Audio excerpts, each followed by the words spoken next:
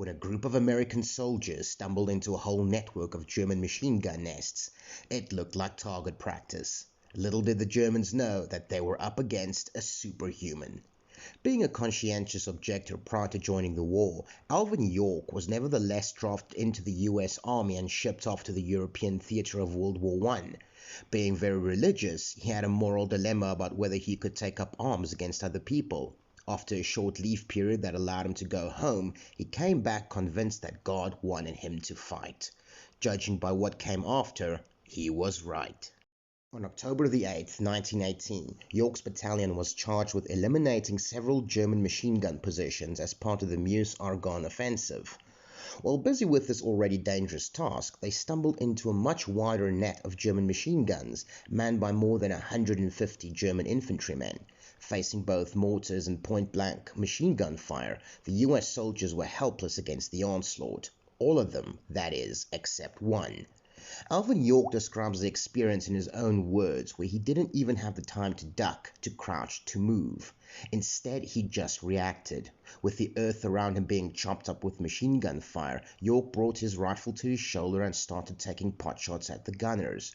During his childhood, York was often charged with the duty of hunting that day's dinner, which molded him into a crack shot. On October the 8th, 1918, he showed everyone just what fight this small-town boy had in him. Miraculously not hit by the literally hundreds of rounds of ammunition being directed at him, York started taking out one machine gunner after the next, after which he took the replacements out as well. A group of 6 Germans stormed his flank and, reacting with all the speed of a grammaton cleric, he pulled out his Colt 1911 and, in his words, touched them off. After failing to kill York himself and seeing his men die off one after the other, the German commander surrendered himself and his men to York, where he marched them back to his camp. 132 of them. This is in addition to the 25 German gunners that York had dispatched to the hereafter. Upon returning to his unit, the legendary General Julian Robert Lindsay said, "Well, York, I hear you captured the whole German army." To which York replied, "No, sir, I only got 132. For this stunning act of unmitigated badassery, Alvin York was awarded the Distinguished Service Cross, which was upgraded to the Medal of Honor.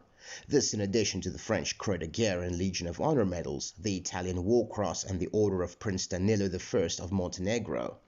From not wanting to even take part in the Great War, Alvin York became one of its biggest icons. Alvin York, we salute you.